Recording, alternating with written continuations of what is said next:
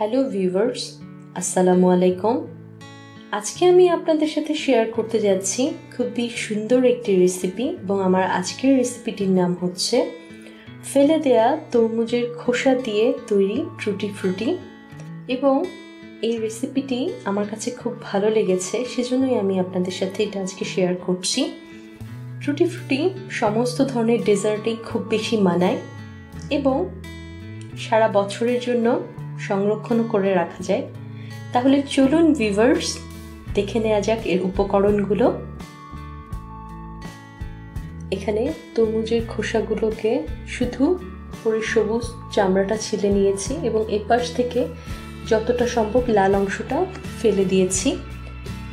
এখন একটি ছুরি দিয়ে তরমুজের খোসাগুলোকে একটু বড় বড় পিস করে কুচি করে নিচ্ছি।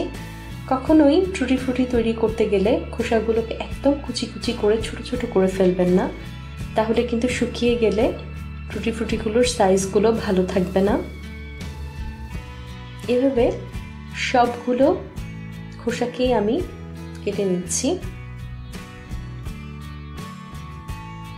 দেখুন, সবগুলো খোসাকে একটু বড় বড় কিউব করে কেটে নিয়েছি আমি।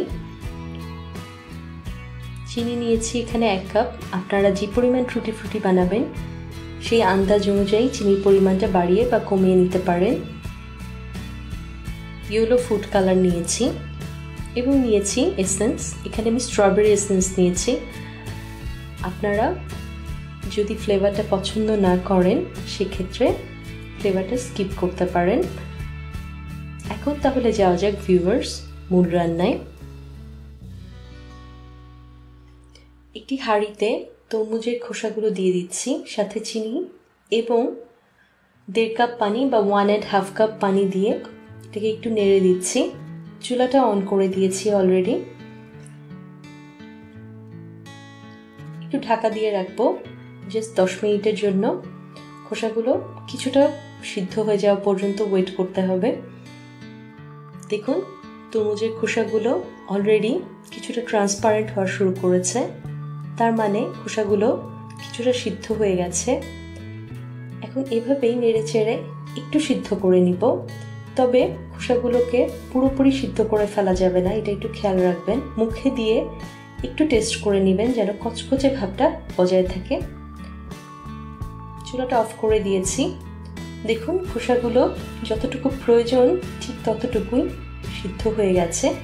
এখন এভাবেই একটু ঠান্ডা করে নিব। একটু ঠান্ডা করে নিয়েছি অলরেডি। কখনোই গরম অবস্থায় কালারটা দিয়ে দিবেন না, একটু ঠান্ডা করে তারপর কালারটা মিক্স করবেন। এবং এসেন্সটাও মিক্স করে দিচ্ছি। এখন এভাবেই 2 থেকে 3 ঘন্টার জন্য কালারটা পুরোপুরি অ্যাবজর্ব করার জন্য এভাবেই রেখে দিব খোসাগুলোকে। এখন একটি স্ট্রেইনারে করে খোসাগুলোকে একটু ছেঁকে নিচ্ছি। এখন এভাবেই আরও 2-3 ঘন্টার জন্য পুরোপুরি শিরাটা খোসা থেকে ঝরে যাওয়ার জন্য অপেক্ষা করতে হবে। তারপর প্লেটে ছড়িয়ে এটাকে ফ্যানের নিচে বা এসির নিচে রেখে শুকাতে দিব।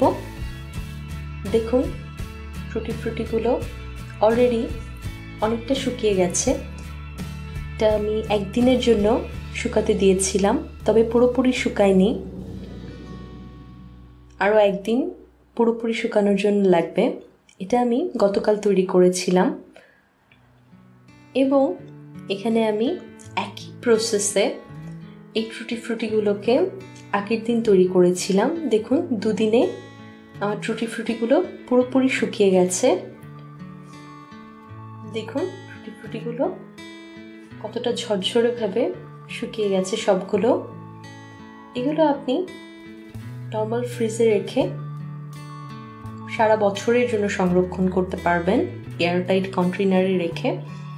আর অবশ্যই টুটি ফ্রুটি কখনোই রোদে শুকাবেন না, সবসময় ফ্যানের বাতাসে কিংবা এসির নিচে রেখে এটাকে শুকাতে দিবেন।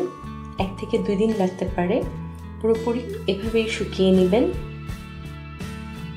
দেখুন, টুটি ফ্রুটির সাইজগুলো একদম পারফেক্ট হয়েছে। আমার আজকের এই রেসিপিটি আপনাদের কাছে কেমন লাগলো আমাকে জানাতে ভুলবেন না কমেন্ট করে, এবং প্রতি সপ্তাহে নতুন সব রান্নার রেসিপি পাওয়ার জন্য চ্যানেলটি সাবস্ক্রাইব করে সাথেই থাকুন। আল্লাহ হাফেজ।